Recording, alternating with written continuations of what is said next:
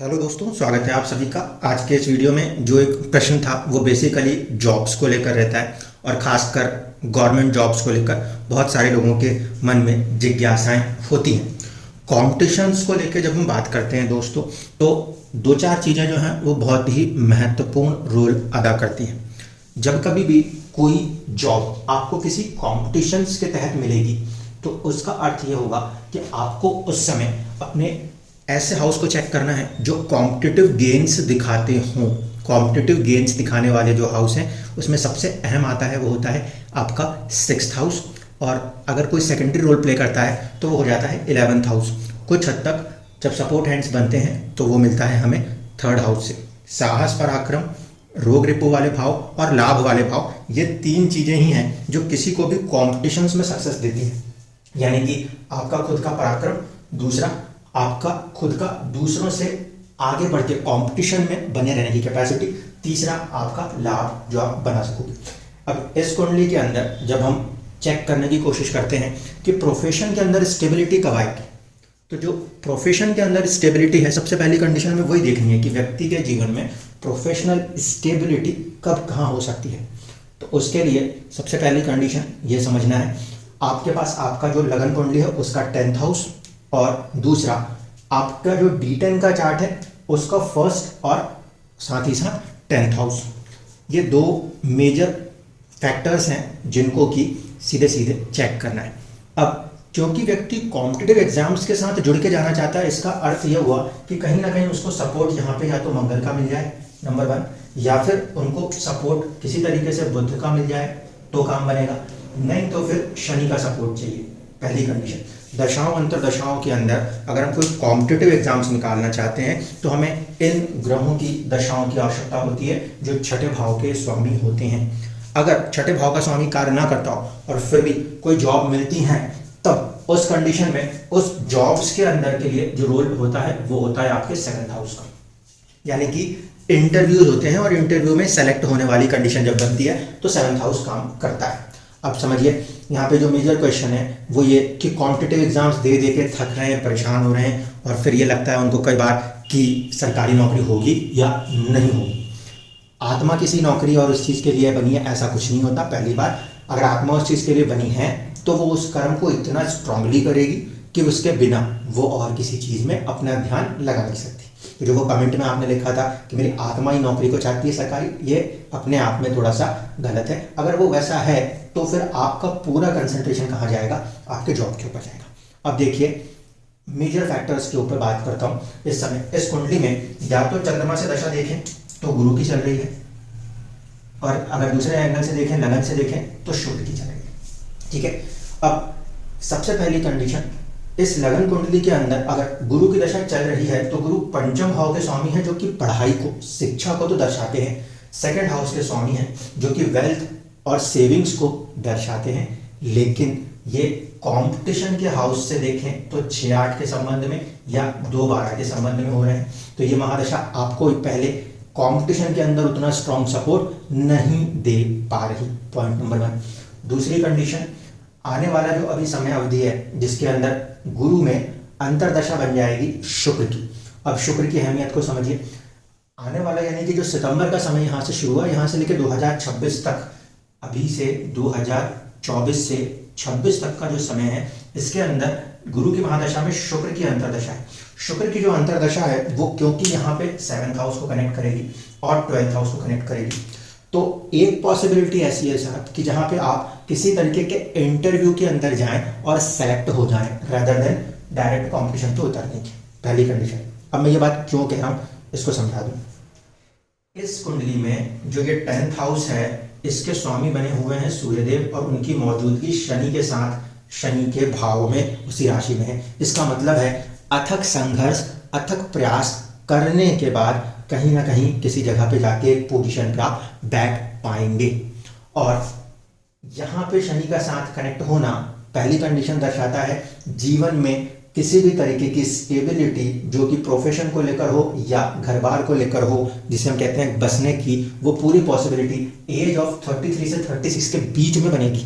क्योंकि दोस्तों ऐसा नहीं है कि यहाँ पे सिर्फ एक जॉब का ही है, जहाँ जॉब हुई नहीं वहाँ पे फिर घर बसने की बात शुरू हो जाती है। तो यहाँ पर ये फैक्टर जो है ये नेचुरली दोनों को कहीं ना कहीं डिले करने की कोशिश करता है। Point number 1। सेम पॉइंट को यहाँ पर देखिए, 11 नंबर की राशि से ये लगन उदित हो रहा है। ऐसे स्थिति में शनि जो है वो एक की प्लैनेट बन जाएगा, क्योंकि D10 दशमांश के अंदर वो एक अहम रोल निभाने की कोशिश कर रहा है। दोनों ही कंडीशन में देखें, यानी कि यहाँ का 10th हाउस का लॉर्ड शनि के अधीन है और दशमांश की कुंडली भी शनि के अधीन है। इसका सीधा सा अर्थ है जीवन में जब तक कि शनि एक अपनी साइकिल कंप्लीट ना करा दे, 30 साल की साइकिल कंप्लीट ना करा दे, तब तक वो कोई चीज आसानी से देगा नहीं। दूसरी कंडीशन, इस समय जो महादशा नजर आती है वो महादशा इस पर्टिकुलर चार्ट में देखें तो गुरु की स्थिति कहाँ पर है, 12वें भाव में, और वो भी कुछ हद तक थोड़ा नीच राशि अवस्था दिखाई दे रही है। आखिरकार इसका नुकसान किस बात पे हो रहा है? ये जो है ये जॉब का चार्ट है अगर इंडिविजुअली, तो इसका जो लाभ भाव का स्वामी है उसकी स्थिति क्या बन रही है?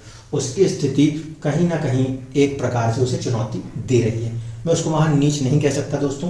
कंडीशन यह है कि उसके स्वामी बनकर शनिदेव खुद वो जाके बैठे हुए हैं केंद्र में, एक प्रकार से नीच भंग बनाते हैं। अब कुंडली के अंदर जो 2 मेजर फैक्टर्स चेक किए जाते हैं वो क्या? यहाँ का 10th हाउस का लॉर्ड यहाँ पे केंद्र में बैठा है, अच्छी बात है। शनि के साथ बैठा है तो बहुत मेहनत करनी पड़ेगी, दिन रात पूरा 24 घंटा लगाना पड़ेगा बाकी सारी चीज़ों को छोड़कर, क्योंकि हार्ड वर्किंग रिक्वायर्ड हो गई। Point number 1। नंबर 2, ये 10th हाउस का लॉर्ड D10 के चार्ट में 3rd हाउस में जाकर उच्च राशिस्थ हो रहा है।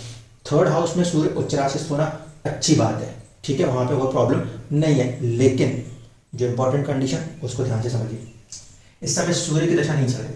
इस समय दशा जिसकी चल रही है वो प्लेनेट उसको उतना सपोर्ट कहीं से कहीं तक नहीं दे पा रहा, क्योंकि गुरु की सूर्य के ऊपर इस समय कोई भी कनेक्ट, कोई भी दृष्टि कार्य नहीं कर रहे। गुरु का इस समय शनि से भी षडाष्टक प्रभाव भी नजर आता है और मंगल के साथ भी देखा जाए तो 3 घर आगे पे बैठे। इस कंडीशन में इस समय की दशा और आपकी जो उम्र है वो आप 36 साल के जब तक होंगे तब तक ये गुरु की दशा खत्म हो जाएगी तकरीबन 2031 में।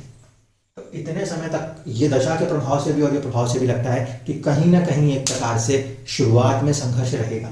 फिर से क्लियर कंडीशन बोल रहा हूँ, 2024 से 26 के बीच में जितने भी इंटरव्यूज वाले जॉब्स आते हैं उसके अंदर आप सबसे पहले अपने आप को किसी तरीके से सेटल कर सकते हैं। एक टाइम ड्यूरेशन के बाद जब शनि की दशा आएगी, क्योंकि शनि ही डिस्पोजिटर है इस 10th हाउस स्वामी का भी और यहाँ पर इसका भी, तो जब शनि की दशा बनेगी तब जाके प्रोफेशन के अंदर राइज होने के फुल चांसेस बनेंगे।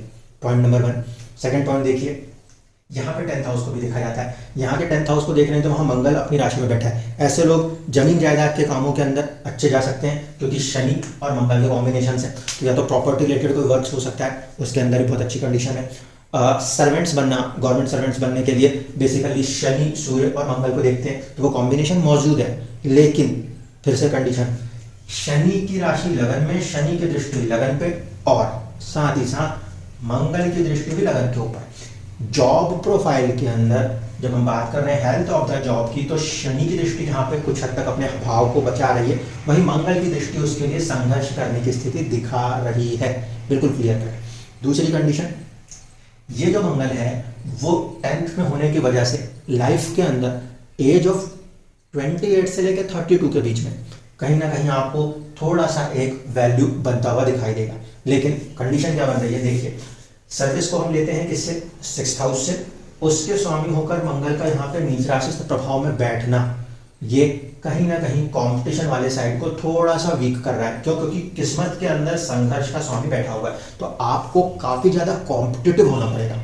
जितना ज्यादा आप कॉम्पिटिटिव हो पाओगे उतना ज्यादा आप आगे सक्सेस कर पाओगे। इसका जो स्वामी बन रहा है चंद्रमा, वो चंद्रमा केंद्र में नहीं आ रहा, इस कारण से वो नीच भंग योग नहीं बना पा रहा। इस कारण से जो कंपटीशन वाला साइड है वो आपका थोड़ा सा वीक पड़ रहा है। कंडीशन ये, यहाँ पे जो ये 10th लॉर्ड बना हुआ मंगल है, ये ओरिजिनल लगन कुंडली की सिचुएशन में देखें तो संघर्ष भाव का स्वामी होकर किस्मत में बैठा है। इस कारण से यहाँ पर भी जो एक 28 से 32 साल के दरमियान उम्र रहेगी, उसमें भी आपको थोड़ा ज्यादा ही संघर्ष करते हुए आगे निकल के आना पड़ेगा। आत्मकारक अमात्य कारक वाले कंसेप्ट से भी आपने कहा था, तो समझ लीजिए आत्मकारक के कंसेप्ट या अमात्य कारक के कंसेप्ट में जब हम जाते हैं तब इस लगन कुंडली के अंदर जो मंगल की प्लेसमेंट पोजीशंस थी, जिसे कि हम नवमांश में रीड करते हैं, तो नवमांश में इनकी जो ओरिजिनल पोजीशन बन के आती है चार्ट के अंदर, वो किस राशि में आएगी सर? वो आएगी 11 नंबर की राशि में। 11 नंबर की राशि में जब आपने अपने चार्ट के अंदर अपने आत्मकारक ग्रह को देखा था, तो फिर देखिए 11 नंबर की राशि से जो मंगल की मौजूदगी है वही 6-8 है। अगेन संघर्ष की स्थिति है। अगर 11 नंबर से मैं कुंडली बनाता हूं तो यहां से मंगल छठे भाव में जाके बैठे हैं। इसका मतलब आत्मकारक ग्रह भी ये बात दर्शा रहा है कि थोड़ा सा स्ट्रगल सर्विस 6th हाउस किसी चीज को लेकर बना रहेगा। जब 11 नंबर से लगन कुंडली बनती है तो वहां पे मंगल 10th हाउस के स्वामी बनते हैं और 3rd हाउस पराक्रम के स्वामी बनते हैं। पराक्रम का स्वामी होकर यहाँ पे बैठना और फिर दशम का स्वामी होकर यहाँ पे बैठना, कहीं ना कहीं आत्मकारक ग्रह मंगल की उस पोजीशन की वजह से लाइफ के अंदर एक नेचुरल स्ट्रगल पहले दिखाएगा और फिर सक्सेस होगी। जो आपका अमात्य कारक है वो शुक्र है, और शुक्र की जो प्लेसमेंट है नवांश के अंदर वो 7 नंबर में आती है। 7 नंबर से अगर हम कुंडली बना के देखें तो अमात्य कारक ग्रह शुक्र जो है 3 घर आगे जाके बैठा हुआ है। 3 घर आगे जाके बैठने की वजह से कहीं ना कहीं अर्निंग्स को लेकर, कमाने को लेकर भी थोड़ा सा जद्दोजहद, 3 घर का मतलब अपना पुरुषार्थ दिखाना, साहस पराक्रम दिखाना, वो वाली स्थितियां पैदा होंगी और उसके बाद जाके एक पॉजिटिव रिजल्ट्स निकल के आएंगे। तो मैं इसलिए कहूँगा पूरे के पूरे चार्ट के कॉम्बिनेशन में बिल्कुल क्लियर कट इंडिकेशन आ रहा है कि लाइफ के अंदर जो स्ट्रॉन्ग स्टेबिलिटी आएगी वो या तो शनि की महादशा पे जाके आएगी, क्योंकि यहाँ कनेक्ट है, यहाँ कनेक्ट है, या लाइफ के अंदर सूर्य कुंडली कह लीजिए, लगन कुंडली से 10th के स्वामी की स्थिति कह लीजिए, आपको कहीं ना कहीं 33 से लेकर 36 की एज तक एक स्ट्रगल करना है। बीच में जो स्थितियां पैदा हो रही हैं वो कुछ हद तक आपको रह के सपोर्ट करेंगी, क्योंकि शुक्र अमात्य कारक है। तो इसकी जो दशा बन रही है 24-26 के दरमियान, इसमें आप कंपटीशन के माध्यम से भले ना हो लेकिन किसी इंटरव्यूज के माध्यम से अंदर एंटर हो सकते हैं। जब पर्टिकुलर एज 31 के आसपास आप क्रॉस कर लेंगे तब नेचुरली आप अपनी ग्रोथ को होते हुए देख सकते हैं, क्योंकि इस चार्ट के अंदर एक संभावना खुद के किसी काम को लेकर भी हो सकती है। कारण ये है कि 1st हाउस लॉर्ड का ये जो संबंध बन रहा है वो 7th से बनने की कोशिश हो रही है, जो व्यापार के लिए लिया जाता है। यहाँ पे जो नक्षत्र आता है वो नक्षत्र धनिष्ठा है, यानी कि मंगल का नक्षत्र है। मंगल की जो स्थिति है वो पराक्रम भाव का स्वामी होकर दशम में ही बैठा हुआ है। ऐसी स्थिति में ये पॉसिबल है कि फ्यूचर में जाकर आप कभी अपने तरह से किसी प्रकार के बिजनेस में इन्वॉल्व होने की कोशिश कर सकते हैं। इसलिए जो आपका मेजर कंसर्न क्वेश्चन था गवर्नमेंट का, तो गवर्नमेंट के लिहाज से देखा जाए तो भी आपको जो कोई से भी इंटरव्यूज वाले चांस मिलते हैं वहां पे आगे बढ़िए। पोजीशन नंबर 1 ये है। सेकंड, बेस्ट कंडीशंस नेचुरली आपके पास बनती रहेंगी, लेकिन क्योंकि शनि का संबंध है आपको पेशेंस बहुत ज्यादा रखना पड़ेगा। आत्मकारक का छठे से कनेक्ट होना, आपको संघर्ष जीवन में ज्यादा करना है। उसके लिए मेंटली प्रिपेयर रहकर ही आप उस पोजीशन, उस पोस्ट की जॉब के लिए खुद को तैयार करें। धन्यवाद।